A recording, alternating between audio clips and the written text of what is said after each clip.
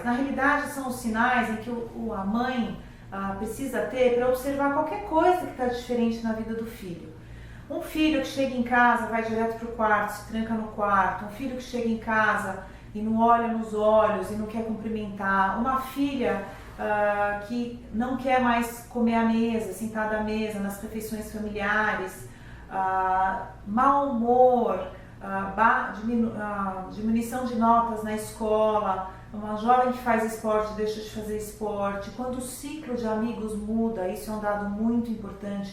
Todos esses são sinais de que tem alguma coisa acontecendo na vida do seu filho. Nós temos que tomar um pouquinho de cuidado, porque a adolescência é um momento de muitas mudanças, então às vezes é uma mudança hormonal, não tem nada de diferente acontecendo. Agora, com um olhar atento e com a persistência dessa mudança, uma mudança negativa, aí realmente nós precisamos averiguar o que está acontecendo. O uso de álcool, ele acontece justamente, mais acontece nos finais de semana, então é importante nós olharmos para os nossos filhos sábado de manhã, domingo de manhã, como que eles estão, se eles estão bem dispostos. Às vezes era um jovem que fazia um treino de polo aquático no sábado de manhã, ele começa a faltar nos treinos, isso é sinal de que ele não está bem disposto. Será que é porque ele bebeu muito na véspera? Quando esse jovem gosta de ir na casa do primo, sei lá, jogar futebol, ou jogar videogame, ou ir ao cinema com o tio, e daí todas as sextas-feiras agora ele quer estar com os amigos e você sabe que são amigos que bebem muito, então a gente percebe uma mudança de padrão e de vivência desse jovem, então daí é sinal de que realmente alguma coisa está acontecendo.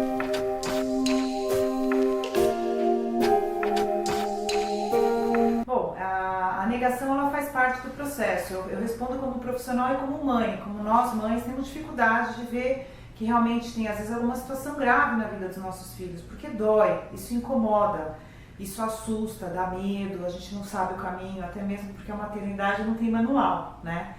Então, a negação como é parte do processo. Primeiro, esse é o primeiro passo, a gente entender isso. Depois, a ideia é realmente de busca de ajuda. Agora, muitas vezes as mães acham que é uma coisa complicada, já pensam em clínicas de internação, em situações drásticas, quando na realidade não é isso que deve acontecer. A pessoa pode justamente procurar uma consulta com um psicólogo, né? Precisa ser um psicólogo da área de álcool. Quando a gente vê uma mãe que tem aquele cuidado excessivo, aquela fala, esse sermão, muitas ligações, muitas mensagens, é uma situação que nós chamamos de situação de controle. Uma situação que eu passo como mãe também, é uma coisa que faz parte da nossa vida. Mas isso piora muito o relacionamento, é uma coisa que a gente tem que rever. Porque justamente se nós pensarmos numa situação lidando com um adolescente, tudo que o adolescente não quer é um controle excessivo da mãe. De controle muitas vezes é um conceito quando você diz para o outro o que o outro tem que fazer. Você fica tentando controlar o outro. E isso é uma coisa que se nós formos pensar, nós não temos controle sobre ninguém. Se uma criança deita no chão e quer chorar por 2 horas, ela vai deitar no chão e chorar por 2 horas. Não há o que faça ela parar. Agora, quando nós pensamos numa situação de limite, é quando nós falamos qual é o nosso limite. A gente não pensa no outro. Eu vou exemplificar isso de uma maneira simples. O controle existe quando uma mãe liga para o filho 10 vezes por dia, quando ela está lá no trabalho, preocupada com o filho que não estuda, e liga para o filho desligar o videogame e falar para que ele tem que estudar. Isso é o controle, atrapalha o relacionamento, o filho não vai desligar o videogame, que a gente sabe que isso não vai acontecer, ele vai continuar tirando notas ruins e o problema vai realmente piorar. Quando essa mãe orientada, ela resolve impor um limite, ela fala para o filho o seguinte: filho, se você vai estudar ou não, é uma escolha sua. Mas eu te digo, nosso combinado vai ser o mínimo de nota tal. A família vai combinar qual é a nota que ele deve tirar na escola. E nosso combinado é esse: se você não tirar essa nota, você vai ficar um tempo sem o videogame. Quanto tempo? A família vai decidir também quanto tempo, não tem regra. Só o que nós pedimos é que não seja um tempo excessivo, que seja uma coisa de 15 dias ou não joga no fim de semana, alguma coisa flexível.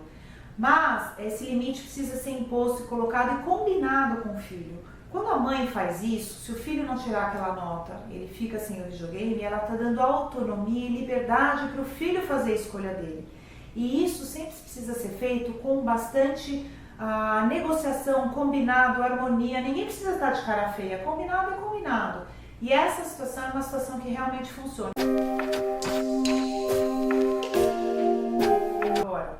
O desafio maior da mãe é justamente nós bancarmos o que nós falamos, porque se nós fazemos um combinado e não cumprimos a nossa parte, aí realmente a coisa se perde e a mãe fica sem uma segurança de limite, de autoridade na família e que precisa haver.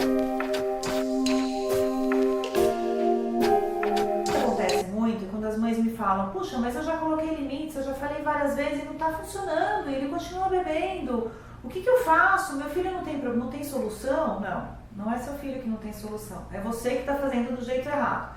Eu falo isso porque eu em casa também faço um monte de coisa do jeito errado. Isso faz parte da maternidade. Aliás, eu acho que é mais fácil nós pensarmos na maternidade em pensarmos que nós vamos errar muitas vezes e como que nós vamos lidar com esses erros. Uma mãe que diz que está falando para o filho não beber e o filho continua bebendo, tem alguma coisa aí do combinado que ela fez errado. Se ele continua bebendo e ela falando e ele bebendo, então ele tem que parar de sair, porque ele bebe quando sai e ele continua saindo e bebendo. Então é simples. Essa mãe vai ter que pensar um jeito harmônico naquela família, porque cada família funciona de um jeito, e falar: filho, agora você vai parar de sair. Aí a mãe fala: mas imagina, ele vai quebrar tudo, ele vai sair batendo, ele vai berrar comigo. Bom, então a situação está mais sem limites ainda. Então talvez você precise de uma orientação profissional, uma consulta, uma conversa com um psicólogo, com um psiquiatra da área, para saber como agir. Mas a coisa precisa vir claramente com o limite.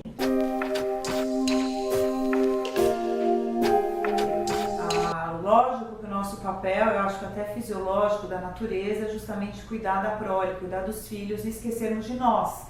Mas isso na realidade vai piorar a situação, porque a gente acaba caindo numa tendência de tentar controlar uma situação, às vezes de uma maneira inadequada, e o exemplo que nós estamos dando para os nossos filhos é um exemplo ruim. É como uma coisa que eu costumo falar muito quando caem as máscaras, quando estamos no avião, caem as máscaras, qual é a orientação? Primeiro coloque a máscara em você, mãe, e depois no seu filho.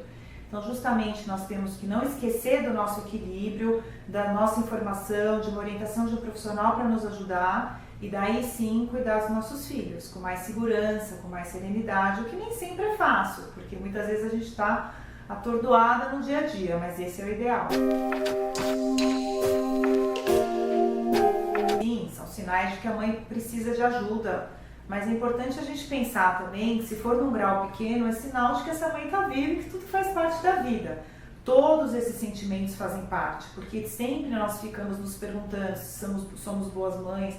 No nosso mundo, na mídia, a sociedade, sempre somos cobradas a sermos mães perfeitas e tudo mais.